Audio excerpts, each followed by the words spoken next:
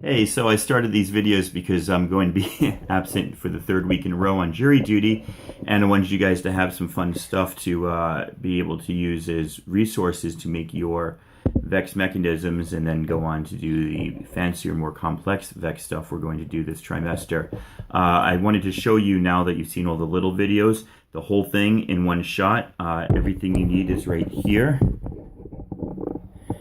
And those are all the pieces that you're going to need in order to get one gear set up straight. You guys obviously will have to do more than this because you're going to have more than one gear that you've got to arrange. Okay, so here we go. I'm going to first take the base plate.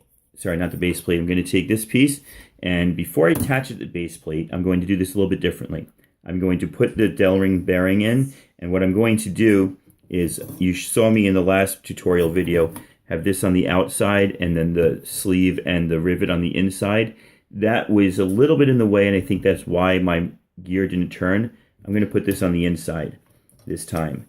And the reason I'm doing this now is because once this is set up, my fingers do not fit in here at all, and it's very kind of sad trying to watch me get those things in.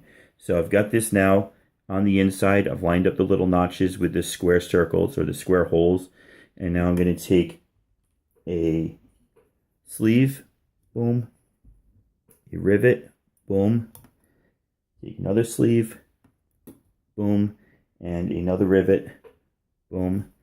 And now I'm going to put it down. I'm going to grab myself a medium-sized bolt, and I'm going to put it through the end. I'm going to take another one and put it through the opposite end. I'm going to try to turn this whole thing over so that I don't lose those bolts and so that you can see what's going on. You should be able to see them right there. I'm going to let this side go. I'm going to grab myself a nut to go on the end there, and it's going to be a little bit difficult. Not used to doing this, so I've got to hold it up for a camera. I'm just going to screw that nut down. Remember, the star part faces the flat piece, and that kind of pushes out against it and lets you tighten it really well. I'm going to do the same thing down the other end now that this is holding in place a bit better. Now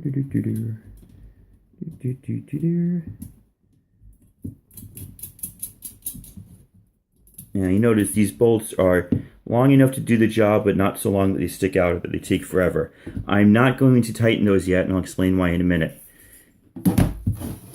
Next thing I want to do is I want to attach this piece. And remember, each team is going to get one of these and one of these. I don't have enough of these for all of you to use. I think it's important for you to realize how to use this too with the gussets. That'll help it stand up.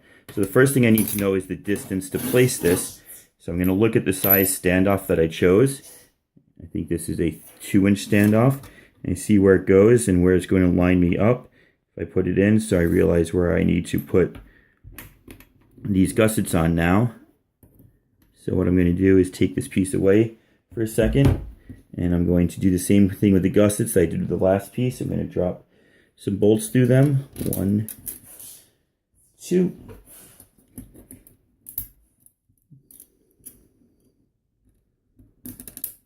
I'm going to turn this upside down, and I'm going to put some nuts on the end of those bolts. There's the star piece. That's the piece that goes against the underside of the plate. Hopefully you can see that as I turn it.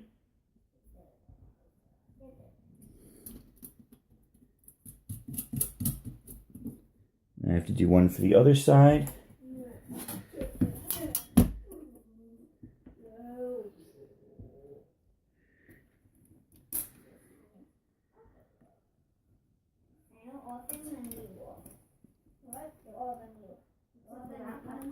That's my boys playing with the Legos you hear inside the other room, by the way. Don't want you to think there's ghosts in this video.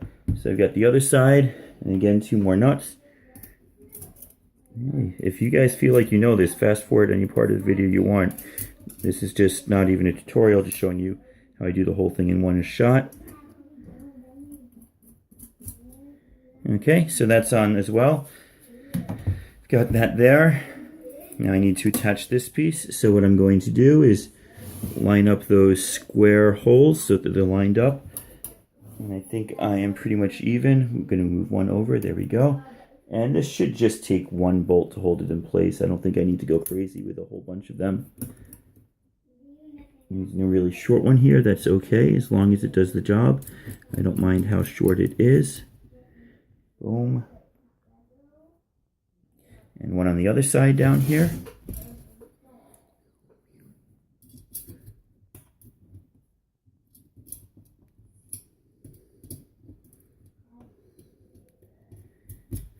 Okay, so you'll notice that I haven't tightened anything yet, and I told you there's a reason for that, and there actually is a reason for that. I don't want to tighten this till I get the stuff in, and these standoffs are going to push this open a little bit when they go in, so I don't want anything to be too tight yet. I'm going to get my standoff in there. It doesn't really matter where you put it as long as it's out of your way, not going to interfere, so it takes a bit of planning with you and your team and where you want things to go. There we go. Now these standoffs are pretty simple. They just have a threaded hole in the ends of them that you put one of these bolts through. So here we go. Hopefully it'll line up. That's kind of the only difficult here is getting them to line up totally straight. Once they catch, you're good to go. And that one's going off on an angle. Hold on a second. There we go. Take the driver. You want the black driver or the purple one, not the orange. The purple has a ball end. It's called a ball end driver, and that enables you to go on an angle if you can't reach something straight on. That's what those purple ones are for, is coming in on an angle. So I'm going to just take a little bolt, go into the other end of the standoff. Being a little ornery, there we go. Standoff on the other side.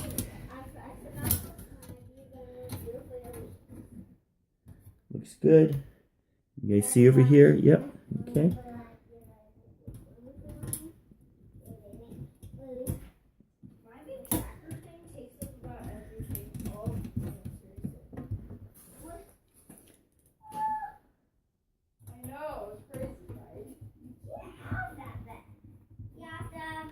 Okay. Now I've got a pretty solid foundation here. Now that everything looks good, I'm going to tighten all those bolts I did earlier.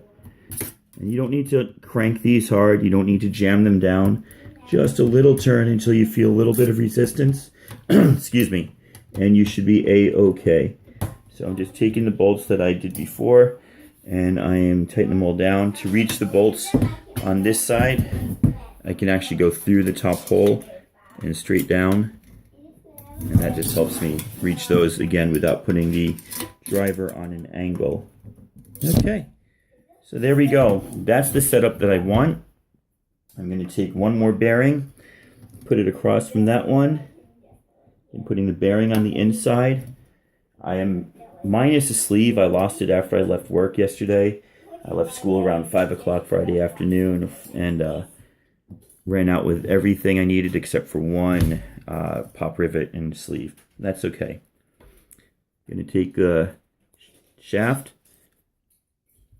put it through the gear, put it through one bearing. I'm going to place the shaft collar on it. I'm going to place it through the other bearing. Okay, it's now kind of tight where I want it. I'm going to take the rubber shaft collar, and I'm just, again, there's no reason why the rubber shaft collar's on this side and the metal shaft collar's on the other side. It's just the way I chose to do it. You guys can do whatever works for you. I don't have a lot of those rubber shaft collars because I was just experimenting with them.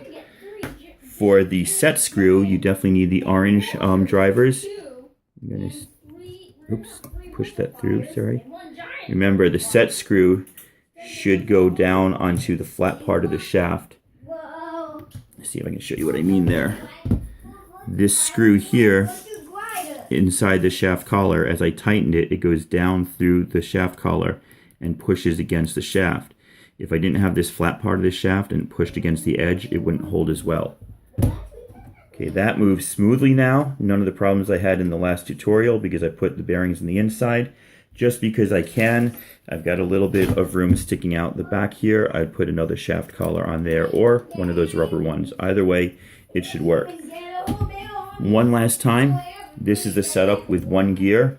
You might have to do them in different places. You have to do a big and a small gear together on one side, and then the other side you're going to do what's called an idler, where you have 3 gears. The outside ones are the same size. The inside ones should preferably be smaller. So big, small, big. And you should be able to fit all of that on one thing, and you should be able to show it to me Wednesday when I return, if I return. We'll see how long jury duty lasts. Good luck, guys. Thanks.